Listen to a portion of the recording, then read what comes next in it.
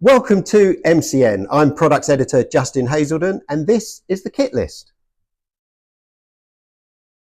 In this episode, I've been joined by Deputy Editor Emma Franklin, and you're going to be talking about your experience with airbags. Yeah, that's right. So I've been wearing electronic airbags since about 2019. These are the airbags that have got electronic sort of sensors and a battery pack, and it doesn't rely on any sort of external triggering mechanism. So it's all self-contained. So my first one was the Alpinestars Tech-Air Street, and it was sort of like the airbag kind of vest chassis of itself was zipped into one of Alpinestars' range of textile jackets. So I wore it in an Andes 3 sort of touring jacket. It was quite expensive back in those days, and it was quite heavy as well. The actual airbag cost about £1,000, and then you had to buy your jacket on top of that. But it was really reassuring. I enjoyed wearing it, and so that sort of set about my love for airbags. Around about the same time, I got a Dainese D-Air Mazzano 2 lady race suit. So this is designed obviously for track riding, and it differs from the Alpinestars street vest in terms of its coverage. So the airbag coverage on this is just around the shoulders and the collarbones, because obviously they're the areas, they're the crumple zones for crashes, aren't they? Whereas on the street, you're likely to sort of get hit in your squishy bits. So it just provides kind of a reinforcement around here as a protective collar. Yeah, and sort of stabilises the head as well. So obviously, like all electronic airbags, you need to charge this up.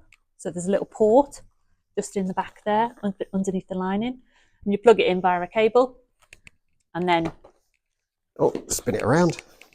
All its clever brains and electronics, all the sensors are contained within this hump to determine when a crash event's going to happen.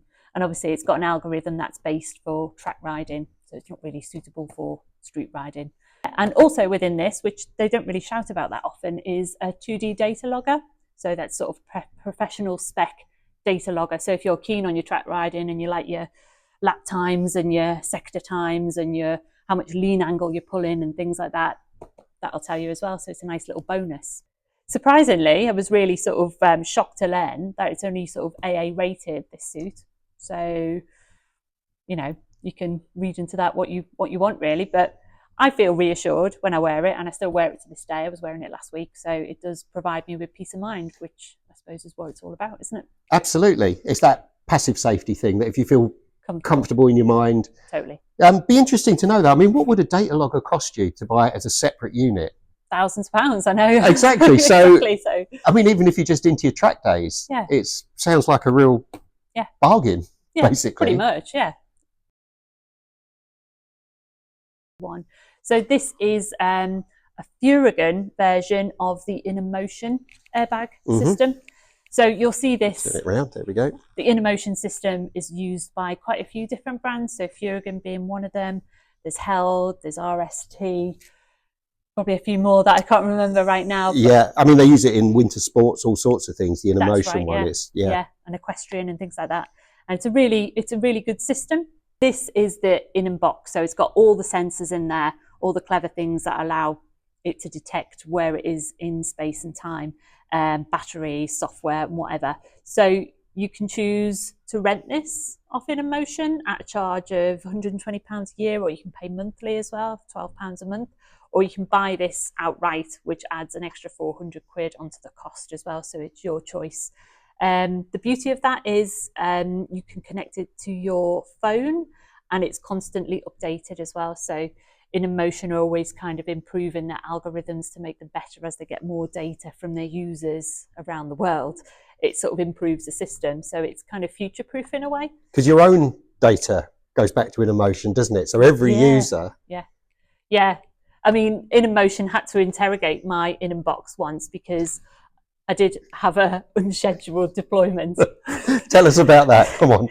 So I was wearing the InnerMotion airbag in a Furygan leather jacket, hot day, and I came in from a ride, and my little boy was shouting me from upstairs. So I legged it upstairs to see what the commotion was. And as I ran upstairs, took the jacket off and dropped it from about hip height. and there was an almighty boom, and the kids started crying and whatever else. But yeah, it transpires that, well, my bloody airbag jacket had gone off. But there hadn't been a shooting outside or anything. So InnoMotion linked up to my inbox via my phone and could get the sort of log out from what happened to try and sort of diagnose what happened. And they couldn't really get to the bottom of it. They said it kind of had a weak GPS signal because maybe it was still getting a signal from outside. But I think it was basically just how I dropped the jacket had triggered the It must inflator. have one of those one in however many. The beauty about this system, the InnoMotion system, is you can service it yourself. So in that instance, I could buy another canister from the dealer. They're about £90, something like that. And you can replace it yourself, and then you're sort of ready to go again.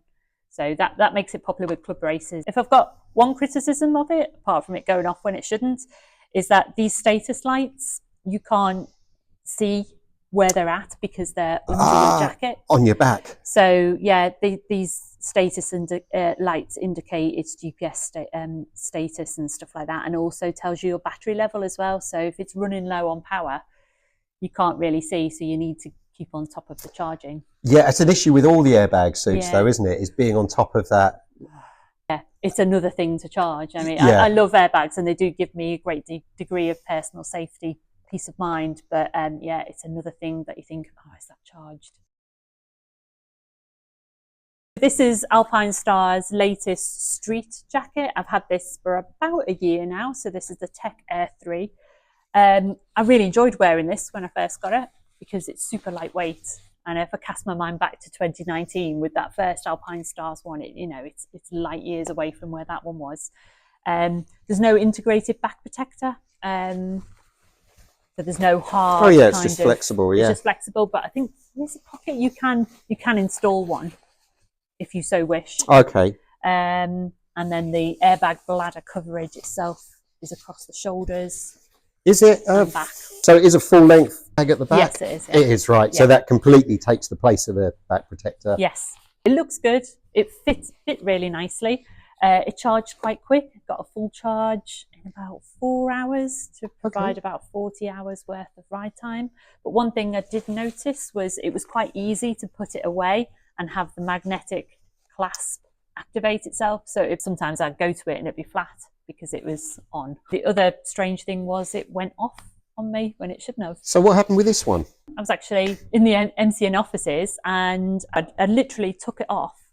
I went to place it down on an office chair in between me and a colleague, and it just exploded and caused a lot of angst in the office. And our health and safety manager was like, "What's that?" We're still sort of trying to investigate what actually went wrong with it, but I'm getting a bit of a bad reputation as someone who's not very good with airbags. But it has left me feeling a little bit, it's dinked my confidence in them a little bit. Yeah, I must say. So, I mean, I was going to say you'd rather one went off than didn't. Yeah. But if you're actually riding, because it's a big bang, and obviously it's tight as well. So if you were riding along, you'd be like.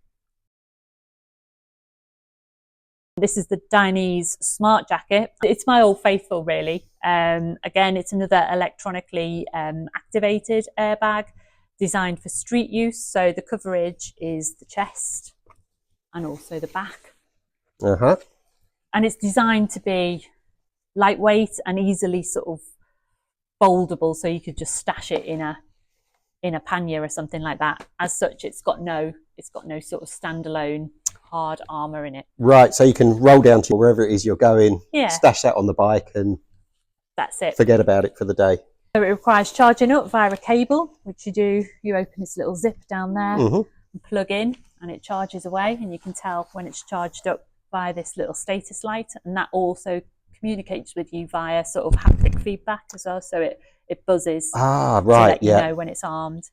One of the unique features about this one is that it can detect when you're sat on a bike with the engine running, and it'll detect the vibrations from the engine and arm itself. Really? Yeah, whereas others will rely on the fact that they need the GPS to detect that you're going above a certain speed. Usually it's about 20 kilometres an hour, something like that, so it's a fairly low speed. But this one, they say, will protect you from a standstill. So if you get rear-ended at the traffic lights or whatever, it should go off. So it really is smart, this one. Well, yeah, it's quite thick, and that sort of put me off it at first because I thought that's going to be real hot and heavy in the summer. But weirdly, it does seem to flow quite a bit of air through. I mean, Dainese told me that the airbag bladder itself is ventilated. And I just couldn't see how that could be, because obviously it's designed to retain air, isn't it? But yeah, that remains. But it certainly feels a lot lighter and not as sweaty to wear as it looks in the summertime. And I've wore it throughout the summer as well. One of the reasons why I wear airbags is because I've got a little boy, he's 6 now, and I started wearing them when he was quite young. And I know that a lot of people choose not to ride as much when they've got youngsters. But, you know, I still wanted to ride my bikes, but I wanted to make sure I was doing all I can to keep myself safe. And I just think airbags, the protection that they offer to your squishy, important bits, you know, all your vital organs and stuff like that, for me, is critical. You can have a back protector and a chest protector, and that's probably going to do a decent job of protecting you as well, isn't it? So for me, I sort of enjoy wearing them. They do give me a big peace of mind. Brilliant. Well, thanks very much for coming along today, Em. Don't forget to visit motorcyclenews.com for all the latest news, reviews and advice on all things motorcycling. Check out the links below this video for all the products that we've featured. And in the meantime, ride safe, and we'll see you on the next episode.